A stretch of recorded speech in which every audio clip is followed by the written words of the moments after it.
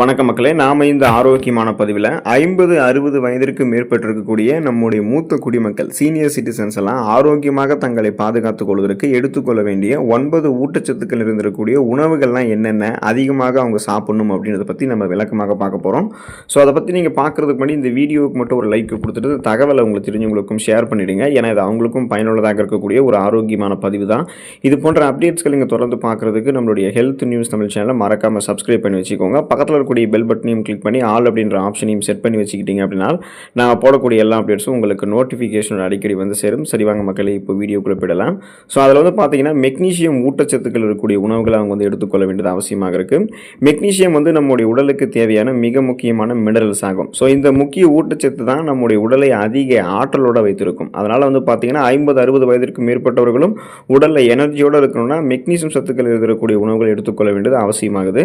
So இந்த magnesium வந்து எலும்புகளை பலப்படுத்தும், எலும்புகளை வலிமையாக வைத்திருக்கும். வயதாகும் போது ஏற்படக்கூடிய தசை இழப்பை தடுத்து தசைகளினுடைய செயல்பாட்டையும் இயக்கத்தையும் மேம்படுத்துவதற்கு மெக்னீசியம் சத்து நமக்கு வந்து வேண்டும்.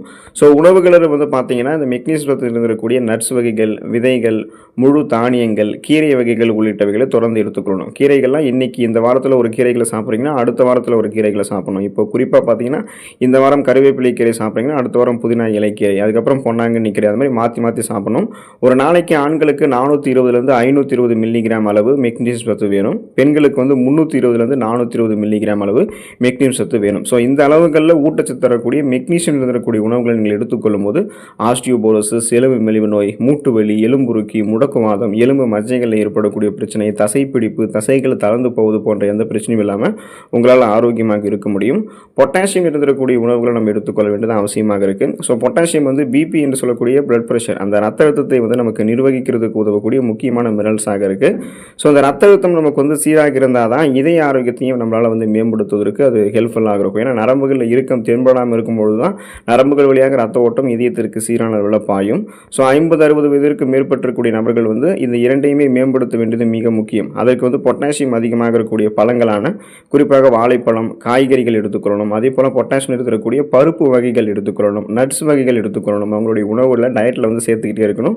தினசரி சராசரியாக ஒரு நாளைக்கு ஒருவருக்கு வந்து பார்த்தீங்கன்னா 2800 3400 மில்லிகிராம் அளவுக்கு பொட்டாசியம் என்று சொல்லக்கூடிய அந்த சத்து தேவைப்படும் பொழுது அவங்களுடைய நரம்புகள் இருக்கக்கூடிய இறுக்கங்கள் தளர்த்தப்பட்டு ரத்த ஓட்டம் இதயத்திற்கு சீரான அளவில் கிடைக்கும். மாரடைப்பு, பக்கவாதம், இதய தமனிகளில் வீக்கம் ஏற்படுவது, இதய தசைகள் வலுவிழுந்து போவது போன்ற எந்த பக்க விளைவுகளும் இல்லாமல் அவங்களுடைய இதயம் பன்மடங்கு பலம் பெறும், உடலும் ஆரோக்கியமாக இருக்கும். ஸோ அந்த வகையில் மூன்றாவதாக கால்சியம் சத்து நிறைந்திருக்கக்கூடிய உணவுகளுக்கு அவங்க முக்கியத்துவம் தர வேண்டியது அவசியம். கால்சியம் சத்து வந்து எலும்பு ஆரோக்கியத்திற்கு அடிப்படையாக இருக்கக்கூடிய ஒரு ஊட்டச்சத்துன்றது நம்ம எல்லாருக்குமே தெரியும். 40, 50, 60 வயதிற்கு மேல் ஆகும்போது இயற்கையாகவே எலும்பு தேய்மானம் வந்து நமக்கு நடக்கும். ஸோ அதை தவிர்க்கிறதுக்கு வயதானவர்களுக்கெல்லாம் வரக்கூடிய ஆஸ்டியோபோரோசிஸ் பிரச்சனையினுடைய அறிகுறிகளை தடுக்கிறதுக்கு கால்சியம் சத்துக்கள் வந்து தேவை. ஸோ அந்த கால்சியம் சத்து எங்கேருந்து பெற முடியும்னு பார்த்தீங்கன்னா பால் பொருட்கள், மில்க் ப்ராடக்ட்ஸ் வந்து எடுத்துக்கலாம். சரி ஊட்டப்பட்ட தாவர அடிப்படையிலான பால் பொருட்கள், இந்த பாதாம் பால், சோயா பால், ஓட்ஸ் பால் இதெல்லாம் எடுத்துக்கலாம். பச்சை இலை காய்கறிகள், அதாவது கிரீன் வெஜிடபிள்ஸ் என்று சொல்லக்கூடிய அந்த இலை வடிவ காய்கறிகள் எடுத்துக்கலாம். கீரைகள் மற்றும் செறிவூட்டப்பட்ட தானியங்களை வந்து எடுத்துக்கொள்ள வேண்டியது அவசியம். முழு தானியங்கள், குயினோவா, பழுப்பு அரிசி, ஓட்ஸு, இந்த மாதிரி தானியங்கள்லாம் உணவுகள் வந்து சேர்த்துக்கொள்ளணும். 50 வயதிற்கு மேலானவர்களுக்கு ஒரு நாளைக்கு சராசரியாக 1000 1200 மில்லிகிராம் அளவுக்கு கால்சியம் சத்து வேணும். ஸோ இந்த கால்சியம் சத்து கிடைக்கும் போது எந்த விதமான எலும்பு சார்ந்த பிரச்சனையும் இல்லாமல் அவங்க ஆரோக்கியமாக இருக்கலாம். அதனால் இந்த கால்சியம் சத்து இருக்கக்கூடிய உணவுகளை எடுத்துக்கொள்ளுங்கள். விட்டமின் டி சத்து வந்து உங்களுக்கு இருக்கக்கூடிய உணவு நீங்கள் எடுத்துக்கொள்ள வேண்டியது அவசியம். விட்டமின் டி சத்து எப்படி ஒரு முக்கியமான ஊட்டச்சத்தாக உங்களுக்கு இருக்குன்னு பார்த்தீங்கன்னா சிறியவர்கள் முதல் பெரியவர்கள் வரையிலும் எலும்புகளினுடைய வலிமைக்கு, ஆரோக்கியத்திற்கு இந்த விட்டமின் டி சத்து ரொம்ப ரொம்ப அவசியம். அதோட நோய் எதிர்ப்பு மண்டலத்தினுடைய செயல்பாட்டிற்கும் இது வந்து ஹெல்ப் பண்ணும். இப்போ விட்டமின் டி எதுக்கு வேணும்னு கேட்டிங்கன்னா விட்டமின் டி தான் எலும்புகளை வலுப்படுத்தக்கூடிய கால்சியம், பொட்டாசியம் போன்ற ஊட்டச்சத்துக்களை நமக்கு வந்து பாஸ்பரஸ் போன்ற ஊட்டச்சத்துக்கள் எல்லாத்தையுமே நமக்கு உறிஞ்சி நம்மளுடைய எலும்பை வலுப்படுத்துது. வயதாக பார்த்தீங்கன்னா அந்த எலும்பு சார்ந்த பிரச்சனைகள், நோய் எதிர்ப்பு மண்டலம் வந்து குறைவது, இந்த மாதிரியான பிரச்சனைகள்லாம் நமக்கு வந்து ஏற்படும். அதோட கால்சியம் சத்து சரியாக உடலில் உறிஞ்சிக்கொள்வதற்கு விட்டமின் டி சத்து தான் அவசியம். ஸோ இதை நீங்கள் பெறுவதற்கு எப்படியெல்லாம் பெறலாம்னு பார்த்தீங்கன்னா 2 வழி இருக்குது. ஒன்று வந்து காலையில் இளம் வெயிலில் வந்து நீங்கள் கொஞ்சமாக வெயில் அடிக்கும் பொழுது 15 நிமிடங்கள் ஆரம்பித்து ஒரு 20 நிமிடங்கள் வரைக்கும் நிற்கலாம், அல்லது வந்து ஒரு வாக்கிங் போகலாம், இல்லைனா கொஞ்சம் ரன்னிங்காவது போகலாம். அந்த மாதிரி போகும்போது உங்களுடைய தோள்களில் அந்த விட்டமின் டி வந்து பெறப்பட்டு எலும்புகளை அது வலுப்படுத்தும். கொழுப்பு இருந்திருக்கக்கூடிய மீன் உணவுகள் எடுத்துக்கலாம். தினம் தினமும் ஒரு முட்டையினுடைய மஞ்சள் கரு சாப்பிடலாம். மற்றும் விட்டமின் டி செறிவூட்டப்பட்ட பால் மற்றும் முழு தானியங்களை வந்து எடுத்துக்கொள்ளலாம். ஸோ இதெல்லாம் நீங்கள் எடுத்துக்கொண்டீங்கன்னா இந்த விட்டமின் டி சத்து உங்களுக்கு கிடைக்கும். ஃபைபர் என்று சொல்லக்கூடிய நார் சத்துக்கள் வயதானவர்களுக்கு ரொம்ப ரொம்ப இம்பார்ட்டன்ட்டு. புரதங்கள் நிறைய எடுத்துக்கொள்ள வேண்டும் அப்படின்றது உண்மைதான். ஸோ அது வந்து உடலை வலுவாக வைத்திருக்கும். ஆனால் உங்களுடைய செரிமானத்தை ஆரோக்கியமாக வைத்திருக்க வேண்டும் அப்படின்னா நீங்கள் எந்த வகை உணவுகள் எடுத்துக்கொண்டாலுமே அது சரியாக ஜீரணமாக வேண்டும் அப்படின்னா அதுக்கு ஃபைபர் என்று சொல்லக்கூடிய நார் சத்து தான் மிக மிக நமக்கு அவசியமாகவே இருக்குது. குறிப்பாக வயதாகும் போது இந்த நார் சத்துக்கள் பற்றாக்குறையால் மலச்சிக்கல், அஜீரண கோளாறு உள்ளிட்ட பிரச்சனைகள்லாம் உண்டாகும். நீங்கள் உண்ணக்கூடிய உணவு வந்து சரியாக ஜீரணம் அடைந்தால் தான் மெட்டபாலிசம், அதாவது அந்த வளர்ச்சிதை மாற்றமும் உங்களுக்கு வந்து சீராகும். ரத்தத்தில் இருக்கக்கூடிய சர்க்கரையினுடைய அளவை நிர்வகிக்கிறதுக்கும் உங்களால் முடியும். ஸோ மலச்சிக்கல் உள்ளிட்ட பிரச்சனைகளை தவிர்க்கிறதுக்கும் உங்களால் முடியும். அப்போ தான் ஸோ இந்த நார் சத்துக்கள் பொதுவாக ஸ்டார்ச் இருக்கக்கூடிய கிழங்கு வகைகள் தவிர எல்லா வகையான காய்கறிகள், பழங்கள் மற்றும் முழு தானியங்களுமே இருக்குது.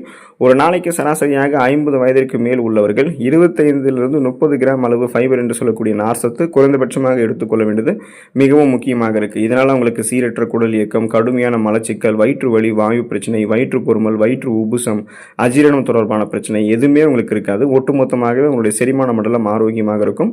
அவங்க அந்த 50-60 வயதிலும் சாப்பிடக்கூடிய உணவுகள் வந்து முறையான அளவில் செரிமானம் ஆகும். ஏன்னா வயதானவர்களுக்கு வந்து செரிமான மண்டலம் வயதாக வீக்காக தான் ஆரம்பிக்கும். அதை ஓரளவேனும் நம்ம ஆரோக்கியமாக பராமரித்துக் கொள்வதற்கு தான் நார் சத்துக்கள் இருக்கக்கூடிய உணவுகள் நம்ம எடுத்துக்கொள்ளணும். புரதச்சத்துக்கள் இருந்திருக்கக்கூடிய உணவுகளுக்கு அடுத்துதான் நம்ம முக்கியத்துவம் கொடுக்கணும். வயதாகும் போது உடலில் வந்து மெட்டபாலிசம் வந்து குறையும். அதனால தசை இழப்பும் அதிகமாக நமக்கு ஏற்படும். இதனால தசை வந்து வலிமை இல்லாமல் நமக்கு போயிடும். தசை வலி நமக்கு ஏற்படும். தசை பிடிப்பு உண்டாகும். தசைகள் வந்து தளர்ந்து போயிடும். தசைகளினுடைய திசுக்களை வலிமையாக்க வேண்டியது ரொம்ப ரொம்ப அவசியம். அப்படின்றதால நம்ம வந்து என்ன பண்ணோம்னா புரதம் இருந்திருக்கக்கூடிய உணவுகளை எடுத்துக்கணும். ஸோ மெட்டபாலிசத்தை வந்து சீர் செஞ்சு அதிகமாக தசை இழப்பு ஏற்படாமல் தடுக்கிறதுக்கு அதிகமான புரதங்களை சேர்த்துக்கொள்ளணும். இந்த புரதங்கள் வந்து சைவம் அசைவம் இரண்டிலுமே கிடைக்கும். மீன், முட்டை, சிக்கன், பீன்ஸ் வகைகள், நட்ஸ் வகைகள், பால் மற்றும் பால் பொருட்கள், பன்னீர், டோஃபு, சோயா ஆகியவற்றில் இந்த புரதங்கள் எல்லாமே நமக்கு வந்து இருக்குது. ஸோ அதிக அளவில் புரதங்கள் வந்து இருக்குது. ஸோ இந்த ஹை ப்ரோட்டீன் ஃபுட்ஸை வந்து நீங்கள் எடுத்துக்கொள்ள வேண்டியது அவசியம். உங்களுடைய உடல் எடையில் 1 கிலோவுக்கு குறைந்தபட்சம் 1 கிராம் வீதம் நீங்கள் புரதங்களை எடுத்துக்கொள்ளணும். இந்த விகிதத்தில் தான் நீங்கள் இந்த புரதத்தை வந்து எடுத்துக்கொள்ளணும். நல்லா ஞாபகம் வச்சுக்கணும். உங்களுடைய உடல் எடையில் 1 கிலோவுக்கு குறைந்தபட்சம் 1 கிராம் வீதம் புரதங்களை நீங்கள் எடுத்துக்கொள்ளணும். இந்த மாதிரி அளவுகள் எடுத்துக்கிட்டீங்கன்னா உங்களுக்கு ஆரோக்கியம் தான். ஒமேகா 3 கொழுப்பு அமிலங்கள் இருந்திருக்கக்கூடிய உணவுகளை நீங்கள் எடுத்துக்கொள்ள வேண்டியது அவசியம். ஸோ 50-60 வயதிற்கு மேற்பட்டவர்களுக்கு ஒமேகா 3 கொழுப்பு அமிலங்கள் கொலஸ்ட்ரால் பிரச்சனை இல்லாமலும் பாதுகாத்துக்கும் உடலையும் ஆரோக்கியமாக வைக்கும். ஒமேகா 3 கொழுப்பு அமிலங்கள் மூளை மற்றும் இதயம் ஆகிய இரண்டினுடைய செயல்பாட்டுகளுக்குமே தேவையான அடிப்படையான ஊட்டச்சத்து. இதயத்திற்கு செல்லக்கூடிய இரத்த குழாய்கள் மற்றும் மூளையினுடைய நரம்பு மண்டலங்களில் ஏற்படக்கூடிய பிரச்சனைகளை குறைத்து இதய தமனி நோய்கள் மற்றும் பிற இதய நோய்களிலிருந்து உடலை பாதுகாக்கும். மூளை சார்ந்த பிரச்சனைகளையுமே நமக்கு வந்து சரி பண்ணிடும். ஸோ இந்த ஒமேகா 3 கொழுப்பு அமிலங்கள் அசைவ உணவுகளில் பார்த்தீங்கன்னா மீன் உணவுகளில் அதிகமாக காணப்படுது. சைவ உணவுகளில் சியா விதைகள், ஆளி விதைகள், அக்ரூட் பருப்புகள் என்று சொல்லக்கூடிய வால்நட்டு, ஆலிவ் ஆயில் எல்லாம் இருக்குது. ஸோ இந்த உணவுகளை தொடர்ந்து சுழற்சி வெப்பநிலையில் நீங்கள் எடுத்துக்கொள்ளும் போது ஒமேகா 3 கொழுப்பு அமிலங்கள் கிடைக்கும். இதயமும் ஆரோக்கியமாக இருக்கும். மறதி ஓரளவு தவிர்க்கப்பட்டு மூளையும் வயதானவர்களுக்கு வந்து பார்த்தீங்கன்னா ஆரோக்கியமாக இருக்கும். ஸோ அந்த வகையில் வந்து பார்த்தீங்கன்னா விட்டமின் B12, விட்டமின் இ சத்துக்கள் இருக்கக்கூடிய உணவுகள் நம்ம எடுத்துக்கொள்ள வேண்டியது அவசியமாக இருக்குது. ஸோ இந்த உணவுகளையும் தொடர்ந்து எடுத்துக்கோங்க. இப்போ விட்டமின் B12 வந்து பார்த்தீங்கன்னா பெரும்பாலும் அசைவ உணவுகள், செறிவூட்டப்பட்ட தானியங்கள், பால் பொருட்கள் இருக்கும். விட்டமின் இ வந்து பார்த்தீங்கன்னா நட்ஸ் வகைகள், விதைகள் இருக்கும். ஸோ நட்ஸ் மற்றும் விதைகள் இருக்கும். இறுதியாக தான் நீங்கள் எடுத்துக்கொள்ளும் போது நலமாக இருக்கிறதுக்கான வாய்ப்புகள் வந்து உங்களுக்கு கிடைக்கும். ஒரு குடும்ப நல மருத்துவரை அணுகி கொண்டு அவருடைய ஆலோசனையின் பேரிலையும் நீங்கள் வந்து செயல்படுங்க. அடுத்த ஆரோக்கியமான பதிவில் மறக்காமல் சந்திப்போம். நன்றி மக்களே.